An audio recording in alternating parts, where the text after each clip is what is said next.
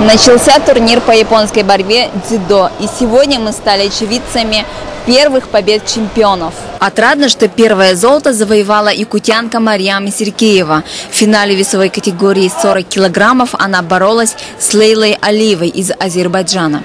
Спортсменки были равные, но на последних секундах Марьям удачно сделала подсечку и тем самым получила высокий балл. Кстати, это не первое золото спортсменки на 5-х играх «Дети Азии». На высшую ступень пьедестала почета она поднималась и как чемпионка по самбо. Просила помочь мне Аллаху.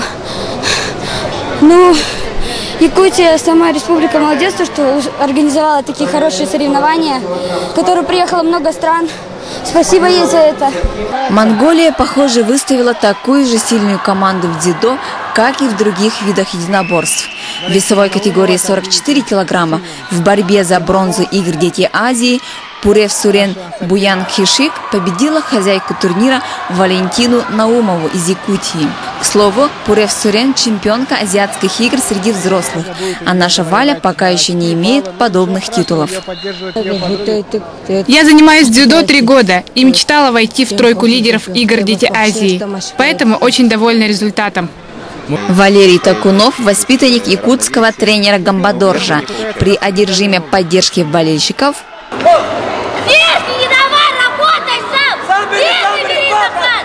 завоевал бронзовую медаль. В захватывающей схватке он победил россиянина Ивана Долгина. Он самый тяжелый был во всей моей карьере. Я впервые выступал на таких соревнованиях международных. И поэтому так рад. А ты? Устал. Ну, в первую очередь радость. То, что я одержал, ну, не победу, но все-таки 3-е место занял. Радость, большая радость. Соревнования по дзюдо продлятся до 14 июля.